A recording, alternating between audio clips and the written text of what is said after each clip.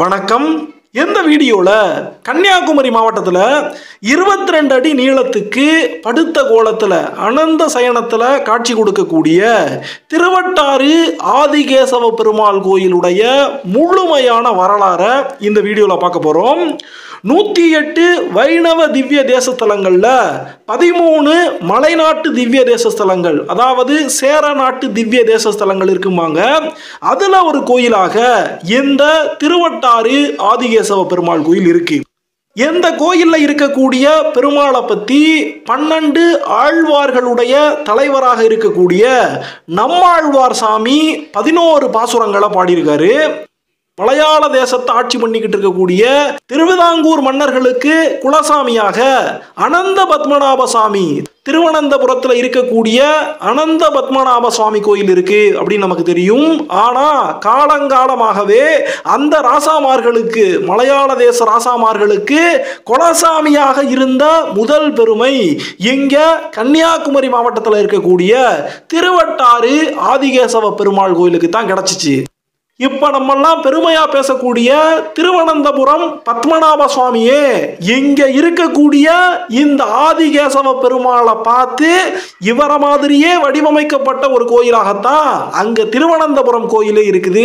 அதனால திருவனந்தபுரத்துல இருக்கக்கூடிய அந்த அனந்த பத்மநாப சாமிக்கே அண்ணனாக, மூத்தவராக இந்த திருவட்டாறு ஆதிகேசவ பெருமாள் இருக்காரு. இந்த கோயிலை சுத்தியே இயற்கை வளமானது கொட்டி கிடக்கும். இந்த கோயிலை சுத்தி சுத்தி ஆறுகள், நதிகளானது பாஞ்சு ஓடும். வயல்வெளிகளா இருக்கட்டும், பச்சை பசேல்னு அந்த சூழ்நிலையா இருக்கட்டும், உண்மையாகவே இது ஒரு திவ்ய தேச கோயில் தான் அப்படின்னு நமக்கு சத்தியம் பண்ணும் விதமாக அந்த காட்சிகள் எல்லாம் கோயிலை சுத்தி சுத்தி இருக்கும். பகவான் பரசுராமர் இந்த கேரள தேசத்துல நிறைய தெய்வங்களை பிரதிஷ்டை பண்ணாரு, நிறைய கோயில்களை கட்டினாரு அப்படின்னு நம்ம கேள்விப்பட்டிருப்போம்.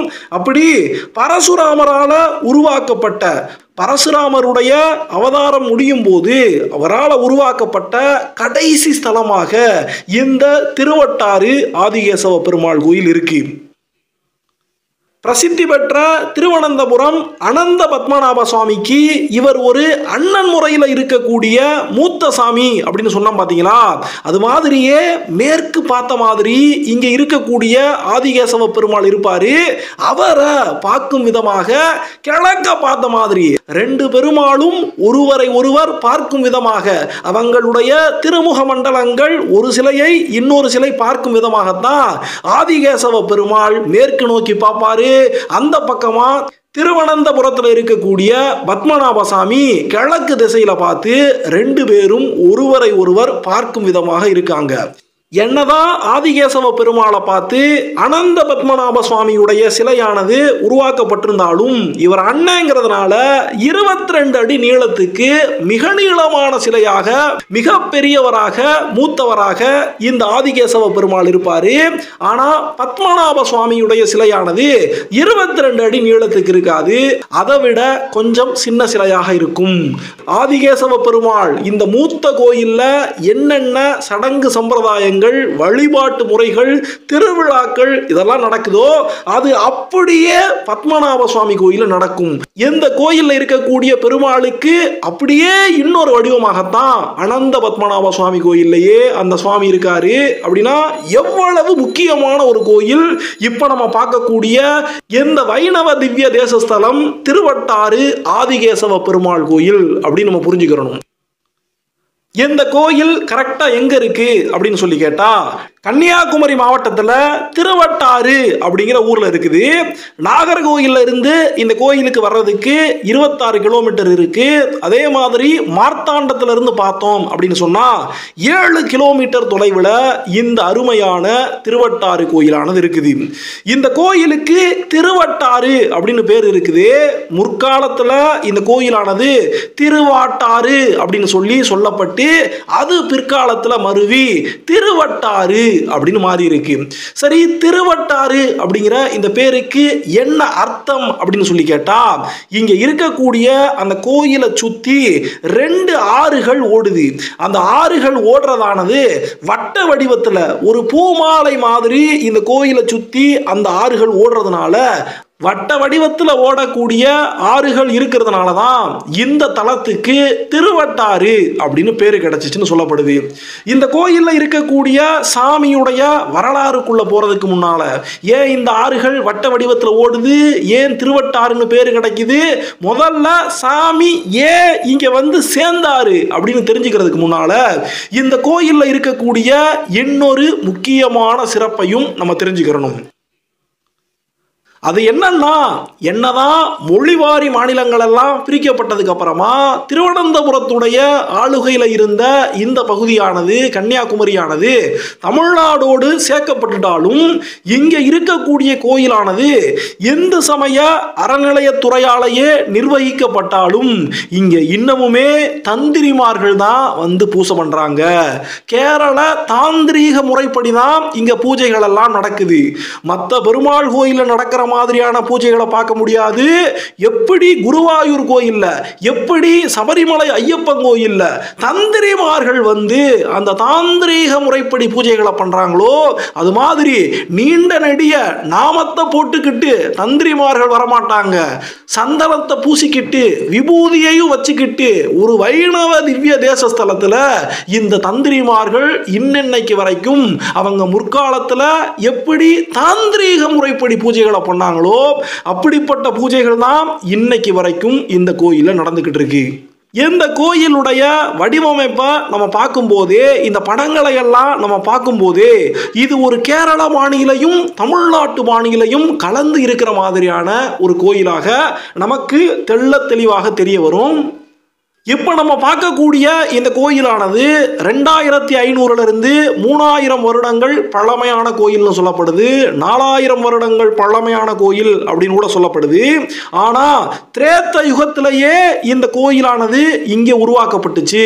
பத்மநாப சுவாமி கோயிலுக்கு முந்தைய கோயில் பழமையான கோயில் அப்படின்னு நம்ம பார்த்துட்டோம். அதே மாதிரி ஸ்ரீரங்கத்தை விட பழமையான கோயிலாக இந்த கோயில் இருக்குது அப்படின்னும் புராணங்கள்ல காட்டக்கூடிய ஆதாரத்தின்படி இங்கே தகவல்கள் சொல்லப்படுது. பத்ம புராணம், வைஷ்ணவ புராணம் இப்படின்னு நிறைய புராணங்கள்ல இந்த கோயில்ல இருக்கக்கூடிய ஆதிகேசவ பெருமாளை பத்தி பேசப்பட்டிருக்கு. முன்னால காலத்துல எல்லாம் திருவனந்தபுரத்தில் இருக்கக்கூடிய பத்மநாப சுவாமி கோயிலுக்கு போகணும் அப்படின்னு முடிவு பண்ணுனா திருவட்டாறு ஆதிகேசவ பெருமாளை வந்து பார்த்து கும்பிட்டுட்டு தான் அதுக்கப்புறமா பத்மநாப சுவாமி கோயிலுக்கு போகணும் அப்படின்னு சொல்லக்கூடிய ஒரு வழக்கமே இருந்திருக்கு. இன்னமுமே கன்னியாகுமரி பகுதி மக்கள் எல்லாம் இவரை கும்பிட்டுட்டு தான் பத்மநாப சுவாமி கோயிலுக்கு போய் அவரை கும்பிடக்கூடிய அந்த வழக்கத்தை கடைபிடிச்சுக்கிட்டு தான் இருக்காங்க.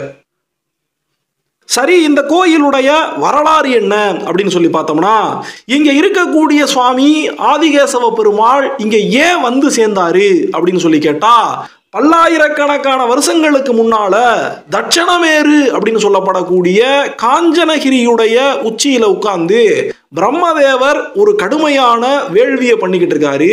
அப்படியாக அவர் வேள்வி வளர்த்து அந்த யாகத்தை பண்ணிக்கிட்டு இருக்கும்போது தன்னுடைய மனைவியான கலைமகளை சரஸ்வதி தேவிய அந்த யாகத்துக்கு கூப்பிட மறந்துடுறாரு. இப்படியாக பிரம்மதேவர் மனைவியான தான் இல்லாம ஒரு வேள்வியை வளர்க்கிறாரு அப்படின்னு சரஸ்வதி தேவிக்கு ஒரு பக்கம் கோபம். அது மட்டும் இல்லாம இப்படி மந்திரங்களை எல்லாம் உச்சாடனம் பண்ணி வேதங்களை எல்லாம் உச்சரிச்சு இப்படி அவர் பண்ணக்கூடிய அந்த வேள்விக்கு மனைவி அப்படின்னு சொல்லி இல்லைன்னா கூட கலைமகளாக வாக்குவன்மையை தரக்கூடிய தேவியாக அப்படி கூட தன்னை இந்த பிரம்மதேவர் நினைக்க மறந்துட்டாரே, தன்னை கூப்பிட மறந்துட்டாரே அப்படின்னு சரஸ்வதி தேவிக்கு கடுமையான கோபம் உருவாகுது.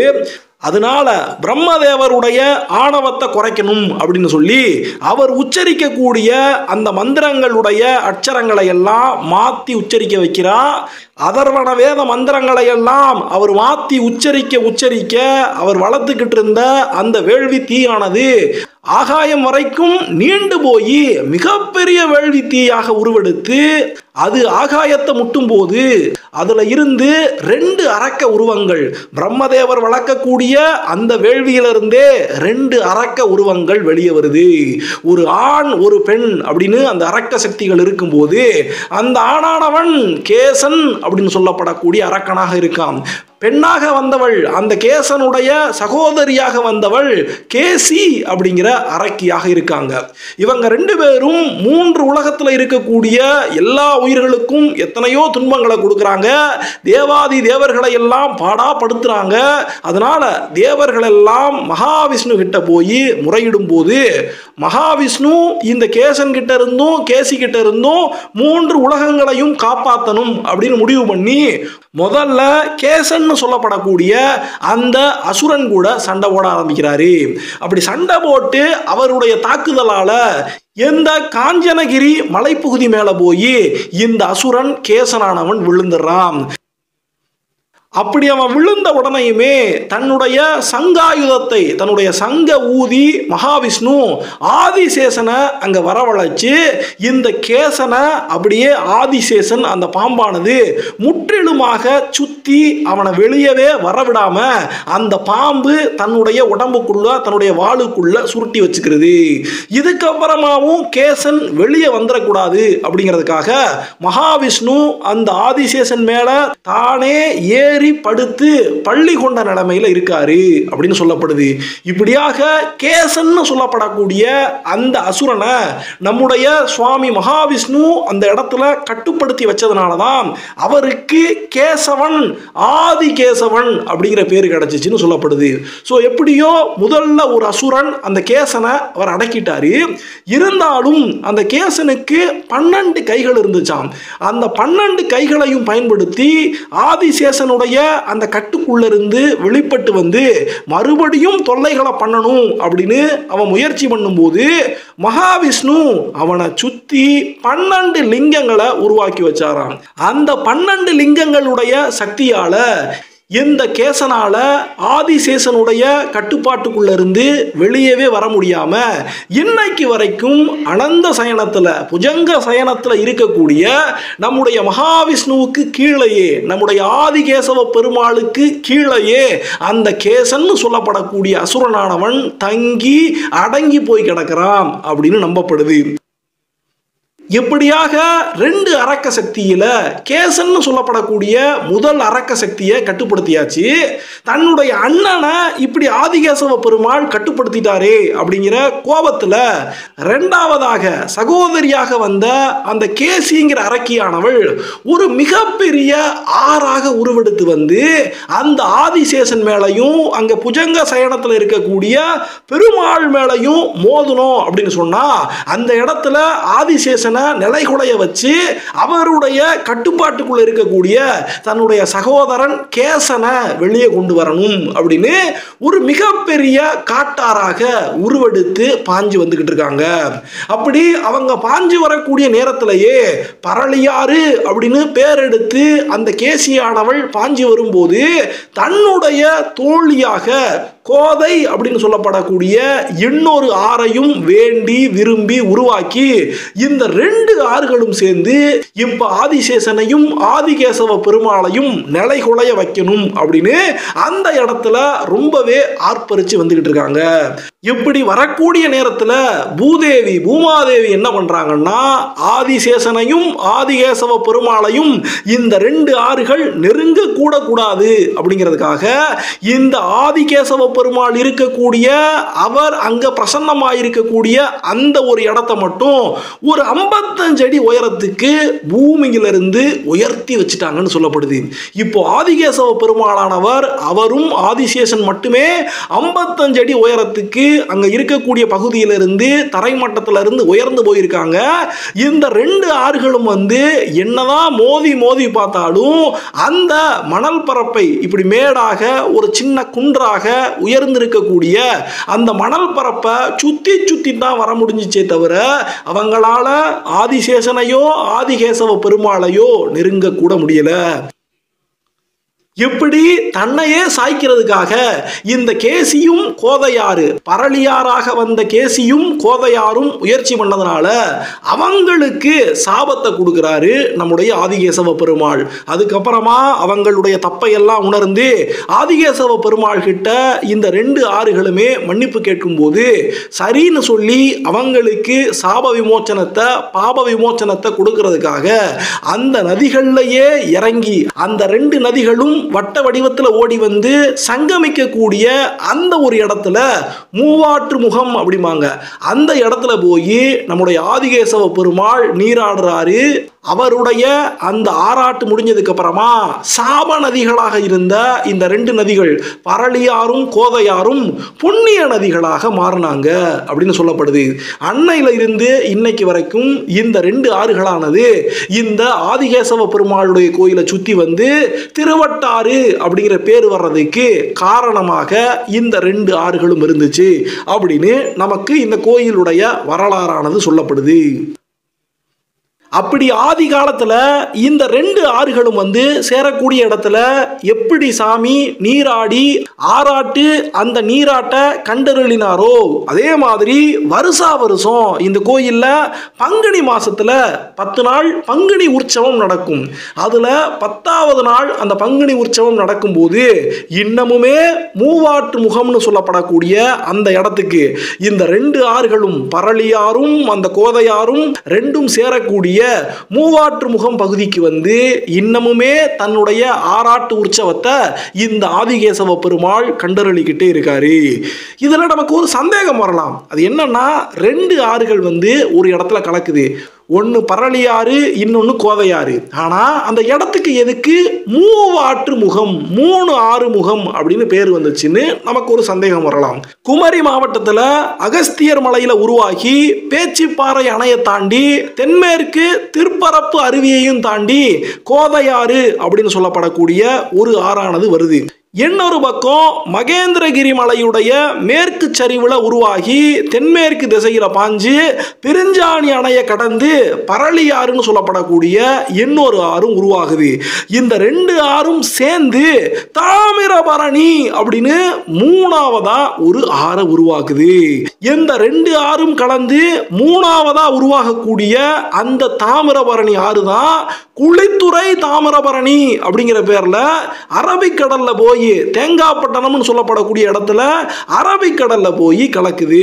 அதனாலதான் 2 ஆறுகள் பரளியாறு கோதையாரோடு சேர்ந்து இந்த 2ம் சேர்ந்து தாமிரபரணியாக உருவாகக்கூடிய அந்த இடத்தை தான் மூவாற்று முகம் அப்படின்னு சொல்றாங்க. இப்போ நமக்கு அடுத்து இன்னொரு சந்தேகமும் வரலாம். அது என்னன்னா தாமிரபரணி ஆறானது எந்த மாவட்டத்தில் பாயுது? திருநெல்வேலி தூத்துக்குடி பக்கமாக பாஞ்சு அது புன்னைக்காயல்ல போய் வங்காள விரிகுடா கடல்ல தான் கலக்குது. இது என்னடானா இது புதுசா ஒரு தாமிரபரணி உருவாகுது அரபிக்கடல்ல போய் கலக்குதுன்னு சொல்றமே, இது என்ன புதுசா இருக்கு அப்படி நமக்கு ஒரு சந்தேகம் வரலாம். உண்மையாகவே தமிழ்நாட்டில் தாமிரபரணி அப்படிங்கிற பேர்ல 2 ஆறுகள் சொல்லப்படுது. நம்ம எல்லாருக்கும் தெரிஞ்ச பொருணை நதியானது திருநெல்வேலி தூத்துக்குடி வழியாக பாஞ்சு போகக்கூடிய பொருணை நதி போலவே இன்னொரு நதியும் கன்னியாகுமரி மாவட்டத்தில் இந்த 2 ஆறுகள் சேர்ந்து தாமிரபரணி ஆறு குளித்துறை தாமிரபரணி அப்படின்னு சொல்லப்படுது. எதுக்காக இந்த 2வது ஆறுக்கும் தாமிரபரணி அப்படின்னு பேரு கிடைச்சிச்சுன்னு தெரியல.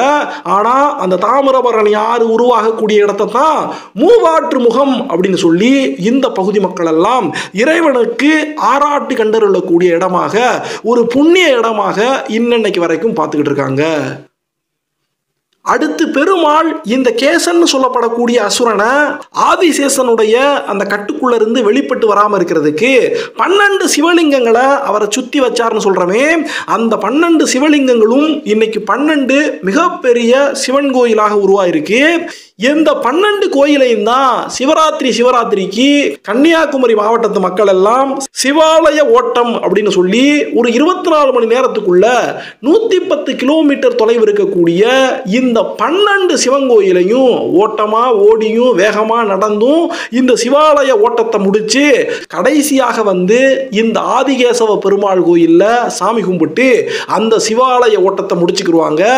முஞ்சிரை மகாதேவர் கோயில்ல குளிச்சு முடிச்சு அவங்க ஆரம்பிச்சாங்கன்னு சொன்னா முதல் கோயிலாக திருமலை மகாதேவர் திக்குறிச்சி கோயில் திருப்பரப்பு திருநந்திக்கரை பொன்மனை பன்னிபாகம் கல்குளம் மேலாங்கோடு திருவிடைக்கோடு திருவிதாங்கோடு திருப்பன்னியோடு திருநட்டாளம் சங்கரநாராயண சுவாமி அப்படின்னு அத்தனை கோயிலுக்கும் பக்தர்கள் இந்த சிவராத்திரி அப்ப சிவாலய ஓட்டம் ஓடுவாங்க. அப்படி அவங்க ஓடி வரும்போது கோவிந்தா கோபாலா கோவிந்தா கோபாலான்னு சொல்லி நாமங்களை சொல்லி வருவாங்கன்னு சொல்லப்படுது. இதே கதைக்கு இந்த சிவாலய ஓட்டம், இந்த 12 சிவன் கோயில்களை பற்றி இன்னொரு தகவலும் மகாபாரத கதையில் சொல்லப்படுது. ஆனால் இந்த கோயிலுடைய திருவட்டாறு ஆதிகேசவ பெருமாள் கோயிலுடைய வரலாற்றின்படி அவர் கேசன் சொல்லப்படக்கூடிய அசுரனை அடக்கிறதுக்காகத்தான் பெருமாள் இந்த 12 சிவலிங்கங்களையும் ஸ்தாபிச்சாரு அப்படிங்கிற தகவலானது நமக்கு கிடைக்குது.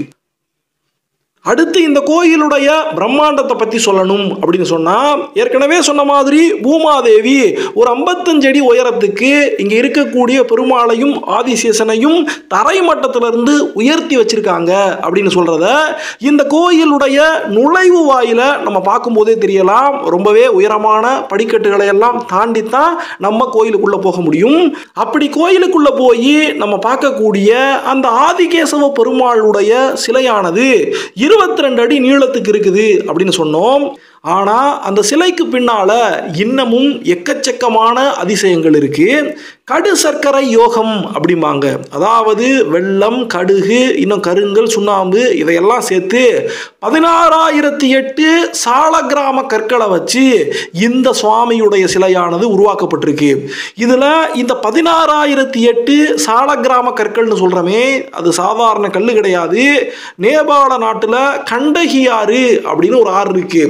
அந்த ஆறுல இயற்கையாகவே சங்கு சக்கர வடிவத்தில், அது மட்டும் இல்லாமல் விஷ்ணு பரமாத்மாவுடைய சின்னங்களை குறிக்கும் விதமாக நிறைய கற்கள் இயற்கையாகவே உருவாகும்.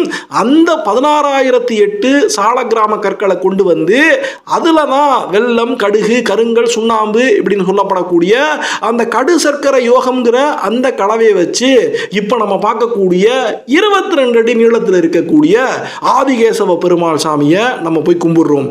இந்த சாமி இவ்வளவு நீளமாக இருக்கிறதுனால இவரை நம்ம போய் ஒரே வாசல்ல போய் நின்று கும்பிட முடியாது. 3 வாசல்கள் வழியாக போய் இவரை நம்ம தரிசனம் பண்ணிக்கிட்டே போவோம். ஒரு வாசல் வழியாக அவருடைய தலைப்பகுதியையும் ஆதிசேஷனுடைய அந்த உருவத்தையும் நம்மளால் தரிசனம் பண்ண முடியும்.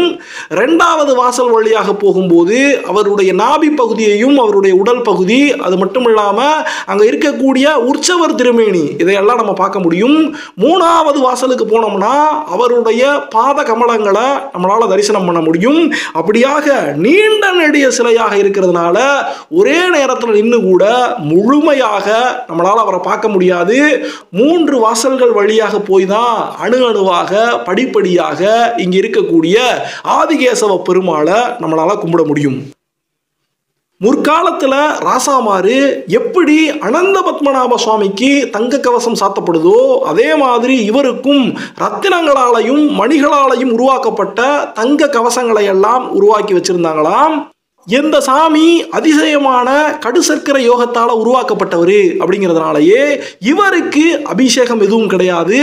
உற்சவர் திருமேனிக்கு மட்டும்தான் அபிஷேகமானது இங்கே இருக்குது. ஏற்கனவே நம்ம மேலே சொன்ன மாதிரி இந்த ஆதிகேசவ பெருமாள் மேற்கு பார்த்தவராக, மற்ற நிறைய கோயில்களில் இல்லாத அந்த வித்தியாசமாக மேற்கு திசையை பார்க்கக்கூடிய ஒரு பெருமாளாக இந்த கோயிலில் படுத்த கோலத்தில் நமக்கு காட்சி கொடுக்கிறாரு. அவருடைய தலைப்பகுதியானது தென் திசையிலையும் அவருடைய பாதங்களானது வடக்கு திசையிலையும் இருக்கிற மாதிரி இருக்கும். கருவறையில் பெருமாளோடு சேர்ந்து கருட பகவான், சூரிய பகவான், பஞ்சாயுத மூர்த்திகள் இப்படின்னு நிறைய சுவாமிகள் இருப்பாங்க. எப்படி ஆதிகேசவ பெருமாளுடைய அந்த சன்னதிக்கு முன்னாலேயே ஒற்றைக்கல் மண்டபம் அப்படின்னு ஒரு மண்டபம் இருக்கும். 18 அடி நீளத்துக்கு 3 அடி உயரத்துக்கு இருக்கக்கூடிய அந்த சின்ன மண்டபமானது ஒரே கல்லில் உருவாக்கப்பட்ட மண்டபம். இதே மாதிரி ஒரு ஒற்றைக்கல் மண்டபமானது ஆதிகேசவ பெருமாள் கோயில் இருக்கிற மாதிரியே அனந்த பத்மநாப சுவாமி கோயில் திருவனந்தபுரம் கோயிலையும் உருவாக்கப்பட்டிருக்கு. எல்லா நாள்லையும் நம்ம போய் இந்த ஒற்றைக்கல் மண்டபத்து மேலே ஏற முடியாது. சில குறிப்பிட்ட நாள்களில் மட்டும் அது மேலே ஏறி போய் நம்ம சாமி கும்பிட்றதுக்கு அவங்க அனுமதி கொடுப்பாங்க. அது மட்டும் இல்லாமல் சில நேரங்களில் இந்த திருவிழா நேரங்களில் அந்த ஒற்றைக்கல் மண்டபத்தில் வந்து உற்சவமூர்த்தி சுவாமியானவர் அந்த இடத்துல எழுந்தருளுவார். இந்த கோயிலில் இருக்கக்கூடிய சிற்பங்கள், கல் தூண்கள், மரச்சிற்பங்கள், இதில் ஏகப்பட்ட அழகுகள் கொட்டி கிடக்குது. ஊர்த்தவ தாண்டவத்தில் இருக்கக்கூடிய சிவபெருமான், ரதி, மன்மதன், வேணுகோபால சுவாமி, லட்சுமண சுவாமி, இந்திர பகவான் இப்படின்னு நிறைய பேர் தத்ரூபமாக இந்த கோயிலில் வடிவமைக்கப்பட்டிருப்பாங்க. ராமாயண, மகாபாரத அந்த வரலாறுகளை எல்லாம் எடுத்து சொல்லக்கூடிய மூலிகை ஓவியங்கள், தசாவதாரத்தை பற்றி பேசக்கூடிய மூலிகை ஓவியங்கள், இப்படின்னு இந்த கோயிலில் நிறைய ஓவியங்களையும் நம்மளால் பார்க்க முடியும். கோயிலுடைய வெளிப்பிரகாரமாக நாளம்பலம்னு சொல்லுவாங்க. 224 தூண்கள் இருக்கக்கூடிய அந்த நாளம்பலமானது ரொம்பவே பிரம்மாண்டமாக இந்த கோயிலில் இருக்கும். இந்த 224 தூண்கள்லையும் ஒவ்வொரு தீபமங்கைகள் அந்த சிலைகள் இருக்கிறத நம்ம பார்க்க முடியும். தீபலட்சுமி சிலைகள். இதுல எல்லா சிலையையும் நம்ம போய் பார்த்தாலும் ஒரு மங்கையை போல, ஒரு தீபமங்கையை போல, ஒரு தீபலட்சுமியை போல இன்னொரு தீபலட்சுமியுடைய சிலையே இருக்காது. அப்படி ஒவ்வொரு சிலையும் வித்தியாசமாக, ஒரு வித்தியாசமான பெண்மணி மாதிரியே தத்ரூபமாக வடிவமைக்கப்பட்டிருக்கும். இந்த கோயிலை சுற்றி 30 அடி உயரத்துக்கு பிரம்மாண்டமான ஒரு கோட்டையும் கட்டி வைக்கப்பட்டிருக்கு. இவ்வளவு அருமையான இந்த கோயில்ல மூலவர் ஆதிகேசவ பெருமாள் தன்னுடைய இடது கையை தொங்க விட்டு வலது கையில முத்திரை காட்டிய வடிவுல நமக்கெல்லாம் காட்சி கொடுக்கிறாரு. இந்த கோயிலுக்கு 3 வேந்தர்கள், சேர, சோழ, பாண்டியர்கள் அத்தனை பேருமே திருப்பணிகளை பண்ணியிருக்காங்க. பாண்டியர்களும் சேரர்களும் நிறைய திருப்பணிகளை பண்ணாங்கன்னு சொல்லப்படுது. அதுக்கு பின்னால் வந்த மலையாள தேசத்து மன்னர்கள் திருவிதாங்கூர் சமஸ்தானத்திலிருந்து மார்த்தாண்டவர்மா 1729 1758 இந்த கோயிலுக்கு நிறைய திருப்பணிகளை பண்ணியிருக்காரு. பத்மநாப சுவாமி கோயிலை அவர் புனரமைக்கக்கூடிய அதே நேரத்திலேயே ஆதிகேசவ பெருமாள் கோயிலையும் அவர் புதுப்பிச்சு கொடுத்தாரு. இந்த கோயில்ல மரகதவள்ளி தாயார் தனிச்சன்னதி வாங்கி காட்சி கொடுக்குறாங்க. அதுபோக லட்சுமி நரசிம்ம சுவாமிக்கும் தனிச்சன்னதி இருக்கு. ஒரு கோயில், ஒரு பெருமாள் கோயில் அப்படின்னு சொல்லி பார்த்தா அதுல ஒரே ஒரு உக்கிரமூர்த்தி தான் இருக்கணும் அப்படின்னு சொல்லுவாங்க.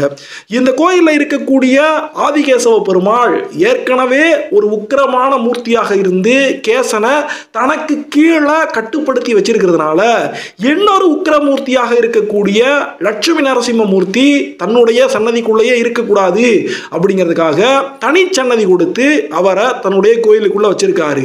இதே மாதிரியான தனிச்சன்னதி வாங்கி தான் பத்மநாப சுவாமி கோயிலையும் திருவனந்தபுரத்திலையும் லட்சுமி நரசிம்ம சுவாமி தனிச்சன்னதியில காட்சி கொடுப்பாரு. இந்த கோயிலில் இருக்கக்கூடிய சுவாமி மேல சூரிய ஒளியானது நேரடியாக சில நேரங்களில் மட்டும், ஒரு வருஷத்துல சில நாட்கள் மட்டும் படும் விதமாக அருமையாக அவங்க வடிவமைச்சிருக்காங்க. இந்த கோயிலில் நடக்கக்கூடிய முக்கியமான திருவிழாக்கள் அப்படின்னு சொல்லி பார்த்தா ஐப்பசி மாதம், பங்குனி மாதம், இப்படி 2 மாதமுமே பெரிய உற்சவம் நடக்கும். 10 நாள் திருவிழா நடக்கும். அதுபோக வைகுண்ட ஏகாதசியானது சிறப்பாக கொண்டாடப்படும். இதையும் தாண்டி திருவோணமானது, ஓணமானது இந்த கோயிலில் அருமையாக கொண்டாடப்படும். இதில் பங்குனி திருவிழா அப்படின்னு சொல்லி பார்க்கும்போது அதில் முக்கியமாக நம்ம சொன்ன ஏற்கனவே ஆராட்டு விழா, 10ஆம் திருவிழா அன்னைக்கு ஆராட்டு விழா மூவாற்று முகம் ஆத்துல வச்சு நடக்கும். அப்போ ஆதிகேசவ பெருமாளும் கிருஷ்ணசுவாமி இந்த 2 உற்சவ மூர்த்திகளும் கருட வாகனத்துல போய் அந்த 10ஆம் நாள் ஆராட்டு விழாவில் கலந்துக்கிறவாங்க. இது ரொம்பவே முக்கியமான ஒரு நிகழ்வு. இதே மாதிரி ஐப்பசியிலையும் ஆராட்டு விழா நடக்கும். அப்ப சுவாமிகள் இந்த ஆதிகேசவ பெருமாளும் கிருஷ்ணசாமியும் மூவாற்று முகத்துக்கு வரமாட்டாங்க, தளியலாத்துக்கு போய் அங்க அவங்களுடைய ஆராட்டு விழாவானது நடக்கும். இந்த ஆராட்டு விழாவானது நடக்குது அப்படிங்கிற சமயத்தில் திருவிதாங்கூர் மன்னரானவர் தன்னுடைய பிரதிநிதிக்கு தன்னுடைய உடைவாளை கொடுத்து அனுப்பி அந்த பிரதிநிதி முன்ன போக அவருக்கு பின்னாலேயே இந்த சுவாமிகளுடைய ஊர்வலமானது போய் அங்க ஆராட்டு நடத்தக்கூடிய விசேஷமானது இன்னைக்கு வரைக்குமே கடைபிடிக்கப்பட்டுக்கிட்டு இருக்கு. இது ஆதிகேசவ பெருமாள்ல நடக்கக்கூடிய இதே வழிமுறை தான் பின்னால உருவான திருவனந்தபுரம் பத்மநாப சுவாமி கோயிலையும் அங்க பங்குனி மாசத்துல ஆராட்டு விழா நடக்கும்போது இதே மாதிரியே திருவனந்தபுரம் மன்னரோ அவருடைய பிரதிநிதியோ இப்படி வாழை தாங்கி முன்னால போவாங்க. அப்படி போகும்போது ஆறானது கடலுக்குள்ள கலக்கிறதுக்கு முன்னால் இருக்கக்கூடிய சங்குமுகம் பகுதியில் வச்சு திருவனந்தபுரம் அனந்த பத்மநாப சுவாமி கோயிலில் இதே மாதிரியான வழக்கத்தை தான் அவங்க பின்னால் உருவாக்கிக்கிட்டாங்க. ஸோ எவ்வளவு விஷயங்கள் ஒத்து போகுது அப்படின்னு பார்த்துக்கலாம். முக்கியமாக சாமியுடைய உருவம் கிட்டத்தட்ட அதே மாதிரி உருவாக்க உருவாக்கப்பட்டிருக்கு. சால கிராம கற்கள் 2 இடங்கள்லையும் 2 சிலைகள்லையும் உபயோகப்படுத்தப்பட்டிருக்கு. திருவிழாக்கள் எல்லாம் ஒரே சமயத்தில் வரும். ஒற்றைக்கல் மண்டபம் இருக்கு. வெறும் 50 கிலோமீட்டர் தள்ளி இருக்கக்கூடிய இந்த 2 கோயில்களுக்கும் நடுவுல அத்தனை முக்கியத்துவம் இருக்குது அப்படின்னு சொல்லும் போதே இந்த ஆதிகேசவ பெருமாளை பார்த்துதான் அப்படியே பத்மநாப சுவாமியுடைய கோயிலானது உருவாக்கப்பட்டிருக்கு அப்படின்னு நம்ம தெளிவா இந்த இடத்துல தெரிஞ்சுக்கலாம். ஆனா திருவனந்தபுரத்தில் இருக்கக்கூடிய பத்மநாப சுவாமி தன்னுடைய இடது கையில சிவலிங்கத்தை வச்சிருக்கிற மாதிரியான ஒரு வடிவமைப்பு இருக்கும். அப்படி ஒரு வடிவமானது ஆதிகேசவ பெருமாள் கோயில இல்ல. அவரு தன்னுடைய இடது கையை தொங்க மட்டும்தான் விட்டுருப்பாரு. அப்புறம் பத்மநாப சுவாமியுடைய நாபி கமலத்தில் பிரம்மதேவர் இருப்பார். இங்கே ஆதிகேசவ பெருமாளுடைய நாபி கமலத்தில் பிரம்மதேவர் உருவாகி இருக்க மாட்டார். இந்த கோயிலுக்குள்ளேயும் எப்படி கேரளத்து கோயிலுக்குள்ளையெல்லாம் சட்டை போட்டு போகக்கூடாதோ அதே மாதிரி திருவட்டாறு ஆதிகேசவ பெருமாள் கோயிலுக்குள்ளே போகும்போது நம்ம சட்டை அணிஞ்சு போக முடியாது. இங்கே கொடுக்கக்கூடிய முக்கியமான பிரசாதம் அப்படின்னு சொல்லி பார்த்தா சந்தனம், துளசி, வாழைப்பழம் இதெல்லாம் தான் அவங்க கொடுக்கக்கூடிய முக்கியமான பிரசாதங்கள். எந்த கோயில்ல ஐயப்ப சாமிக்கு சாஸ்தாவுக்குன்னும் தனி சன்னதி இருக்குது. அங்க கார்த்திகை மாசத்துல சபரிமலைக்கு மாலை போட்டு போகக்கூடிய அந்த சாமிமார்கள் எல்லாம் வந்து இந்த கோயில்ல இருக்கக்கூடிய சாஸ்தாவுக்கு பஸ்மாபிஷேகம் எல்லாம் பண்ணி அங்கிருந்து சாமியை கும்பிட்டுட்டு தங்களுடைய மாலைகளை எல்லாம் போட்டுக்குருவாங்க. எந்த கோயிலில் திருவோண விழா அந்த ஓண உற்சவமானது நடக்கும்போது ஓணவில் அப்படின்னு சொல்லப்படக்கூடிய ஒரு வில்லானது அந்த திருவனந்தபுரம் ராசாமார்களால் நியமிக்கப்பட்ட அந்த ஆசாரியால் திருவோண வில்லானது செஞ்சு இங்கே இருக்கக்கூடிய சுவாமிகளுக்கு சமர்ப்பிக்கப்படும். இதே மாதிரியான வழக்கமானது பத்மநாப சுவாமி கோயிலையும் அந்த காலத்திலிருந்தே இந்த திருவிதாங்கூர் ராசாமாருடைய குடும்பமானது சமர்ப்பிச்சுக்கிட்டு தான் வந்துகிட்டு இருக்காங்க.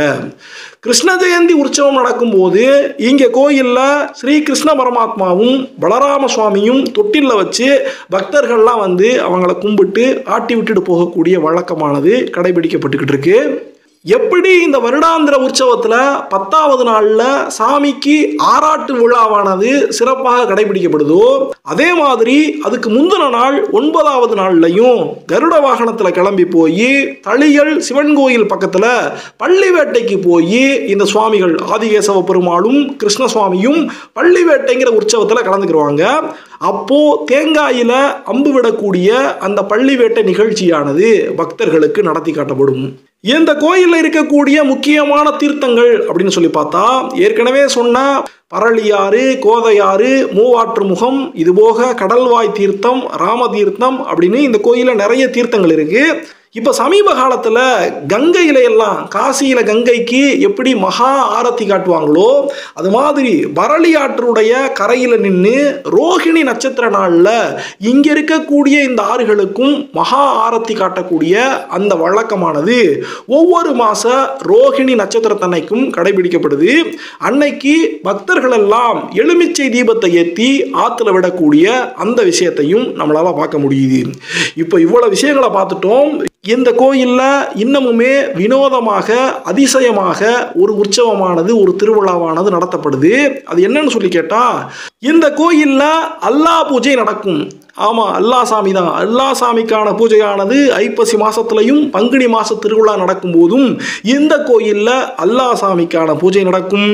அல்லாவுக்கு எப்படி இந்த இந்து திருக்கோயிலில் பூசை நடக்குது, அது மட்டும் இல்லாமல் அல்லாவுக்கு பூசை உண்டா அப்படின்னு நமக்கு நிறைய சந்தேகங்கள் வரலாம். ஆற்காட்டு நவாப்பானவர் 1740 ஆற்காட்டு நவாப்புடைய ஆட்கள் எல்லாம் வந்து இந்த பகுதியில் இருக்கக்கூடிய கோயிலை கொள்ளையடிக்கிறாங்க. திருவிதாங்கூர் சமஸ்தானத்துக்கு உட்பட்ட சுசீந்திரம், கோட்டாறு, வாழ்வச்ச கோஷ்டம், அது மட்டும் இல்லாமல் திருவட்டாறு இப்படின்னு நிறைய இடங்கள்ல அவருடைய படையானது கொள்ளையடிச்சு கொண்டு போய் நிறைய செல்வங்களை போய் ஆற்காட்டு நவாப்புடைய அரண்மனையில் கொட்டினாங்க. அப்படி கொண்டு போகும்போது இந்த கோயிலில் இருந்த உற்சவ மூர்த்தியையும் அவங்க கவர்ந்து கொண்டு போய் ஆற்காட்டு நவாப்புடைய அந்த அரண்மனையில் ஒரு இடத்துல கொட்டி வச்சிருக்கும் போது ஆற்காட்டு நவாப்பு இந்த சிலையை, இந்த சுவாமியுடைய சிலையை பார்க்க பிடிக்காம அதை எத்தனையோ தேவையில்லாத பொருள்களுக்கு மத்தியில் கீழே போட்டு குமிச்சு வச்சிருப்பாரு. ஆனால் மறுநாள் காலையில் பார்க்கும்போது போது அத்தனை பொருள்களையும் தாண்டி மேலே வந்து இந்த சுவாமியுடைய ஆதிகேசவ பெருமாளுடைய உற்சவர் சிலையானது 1740களில் தினமும் நின்றுகிட்டு இருந்திருக்கு. எத்தனை தடவை கீழே எடுத்து போட்டாலும், எத்தனை தடவை மற்ற பொருள்களுக்கு கீழே இதை ஒழிச்சு வச்சு பார்த்தாலும் தினமும் காலையில் தானாக மேலே ஏறி வந்து நிற்குமாம். இதனால கடுப்பாகி போன ஆற்காடு நவாப்பானவர் அந்த சிலையுடைய பீடத்தில் 2 துளைகளை போட்டு சங்கிலி வச்சு இனிமேல் எப்படி இந்த சிலையானது மேலே வரும் அப்படின்னு பார்க்குறேன்னு சொல்லி அதை அவர் கட்டி வச்சு பார்த்துருக்காரு. அப்படி கட்டி வச்சதுக்கு அப்புறமா ஆற்காடு நவாப்புடைய குடும்பத்தில் நிறைய பிரச்சனைகள் உருவாக ஆரம்பிச்சிருக்கு. நிறைய துர்ச்சகுணங்கள், அவருடைய மனைவிக்கு தீராத வயிற்று வலி வந்துருச்சு. இப்படிப்பட்ட நேரத்தில் என்னென்னமோ வைத்தியம் பார்த்தும் குணமாகாததுனால இந்த ஆற்காட்டு நவாப் ரொம்பவே துன்பத்தில் இருக்கும்போது ஆளாத்தி அப்படின்னு சொல்லப்படக்கூடிய இந்த சுவாமியுடைய ஆதிகேசவ பெருமாளுடைய கோயிலில் அந்த சமயத்தில் அர்ச்சகராக இருந்த ஆளாத்தி அப்படிங்கிறவரை அந்த ஆற்காட்டு நவாப்பை போய் பார்க்கும்படியாக கனவுல வந்து ஆதிகேசவ பெருமாள் சொல்றாரு. ஆதிகேசவ பெருமாள் சொன்ன மாதிரியே ஆளாத்தியும் போய் ஆற்காடு நவாப்பு கிட்ட அவருடைய வீட்டில் நடக்கக்கூடிய பிரச்சனைகளை எல்லாம் ஒன்னொன்னா எடுத்து சொல்லி இந்த சுவாமியுடைய அந்த உற்சவர் சிலையை திரும்ப கொடுத்துட்டா ராணிக்கு குணமாயிரும் அப்படின்னு சொன்னதுனால மறுபடியும் ஆற்காடு நவாப் அந்த உற்சவர் சிலையை திரும்ப கொடுத்து வர்றாரு. அந்த உற்சவர் சிலையை ஆளாத்தி எடுத்து கொண்டு வந்து தளியல்ல இருக்கக்கூடிய சிவன் கோயில்ல அந்த உற்சவ மூர்த்தியை வைக்கிறாரு. பரளியாத்துல குளிச்சுட்டு அதுக்கப்புறமா அந்த உற்சவர் சிலையை கொண்டு போய் ஆதிகேசவ பெருமாள் கோயில சேர்க்கலாம் அப்படின்னு முயற்சி பண்றாரு. ஆனா அந்த இடத்துலயே பாறையில ஒட்டிக்கிட்டு இந்த உற்சவர் சிலையானவர் வராம அங்கே தங்கிட்டாரு. எப்படியோ அந்த ஆற்காடு நவாப்புடைய அரண்மனையிலிருந்து மறுபடியும் தன்னுடைய பகுதிக்கு இந்த ஆதிகேசவ பெருமாள் அந்த காலத்திலே வந்து சேர்ந்தார்னு சொல்லப்படுது. அதுக்கப்புறமா மறுபடியும் இன்னொரு உற்சவர் சிலையானது ஆதிகேசவ பெருமாள் கோயில உருவாக்கப்பட்டு அதுக்கு பூஜைகள் எல்லாம் நடந்து வந்துச்சு. அப்படின்னு இந்த வரலாறு ஒரு நீண்ட நெடிய வரலாறு. அப்படிப்பட்ட நேரத்தில் அந்த ராணிக்கு இந்த உற்சவர் சிலையை கொடுத்து அனுப்புனதுக்கு அப்புறமா அவங்களுடைய அந்த தீராத வயிற்று வலி குணமாயிருச்சு அப்படின்னு புரிஞ்சுக்கிட்டு ஆற்காட்டு நவாப்பானவர் அல்லாஹு மண்டபம் அப்படின்னு ஒரு மண்டபத்தை இந்த கோயிலுக்குள்ளேயே உருவாக்கி வச்சாருன்னு. அது மட்டும் இல்லாம அல்லாவுக்கு பூசை பண்றதுக்கு அவர் நிறையவே கொடை கொடுத்து தொப்பி, தங்கத்தட்டு, கோப்பை, தலையணை இதையெல்லாம் கொடுத்து அனுப்புனாராம். இதெல்லாம் வச்சு ஐப்பசி பங்குனி திருவிழாப்ப அல்லா பூஜை அப்படிங்கிற பூஜையை இந்த கோயில் நிர்வாகமானது இன்னைக்கு வரைக்கும் நடத்திக்கிட்டு இருக்கு. அதுல கதளிப்பழம், பால் பாயாசம் இதெல்லாம் பிரசாதமாகவும் கொடுக்கப்பட்டுக்கிட்டு இருக்கு. வாட்டாற்றான் அடிவணங்கி மாஞாலம் பிறப்பறுப்பான் கேட்டாயே மடனெஞ்சே கேசவன் எம்பெருமானை பாட்டாய பலபாடி பலவினைகள் பற்றறுத்து நாட்டாரோடு இயல்பு ஒளிந்து நாரணனை நன்னினமே அப்படின்னு ஆழ்வார் இந்த தலத்து ஆதிகேசவ பெருமாளை பற்றி சிறப்பாக பாடியிருப்பார். நம்மாழ்வாருக்கு மோட்சம் கொடுக்கறதுக்காக இங்கே இருக்கக்கூடிய ஆதிகேசவ பெருமாள் தான் வந்து நம்மாழ்வாரை அழைச்சி போனார் அப்படின்னு சொல்லப்படுது. ஹாதளேய மகரிஷிக்கு அருள் புரிஞ்ச பெருமாளாகவும் இந்த ஆதிகேசவ பெருமாள் இருக்கிறாரு. இப்படி வைணவ திவ்ய தேசஸ்தலத்தில் ஒரு தலமாக இருக்கக்கூடிய நிறைய பேருக்கு இன்னமுமே தெரியாத ஏகப்பட்ட அதிசயங்கள் பொதிஞ்சு கிடக்க கூடிய கோயிலாக இந்த திருவட்டாறு ஆதிகேசவ பெருமாள் கோயில் இருக்குது. நமக்கும் வாய்ப்பு கிடைக்கும் போது ஒரு தடவையாவது இந்த சாமியை வந்து கும்பிட்டு அவருடைய அருளை நம்ம வாங்கிக்கிறணும். இந்த வீடியோ உங்களுக்கு பிடிச்சிருந்துச்சுன்னா ஒரு லைக் கொடுங்க. இந்த வீடியோ எப்படி இருந்துச்சுன்னு கமெண்ட்ஸில் சொல்லுங்கள். இந்த வீடியோவை உங்கள் ஃப்ரெண்ட்ஸ் அண்ட் ஃபேமிலிக்கு ஷேர் பண்ணுங்கள். நன்றி, வணக்கம்.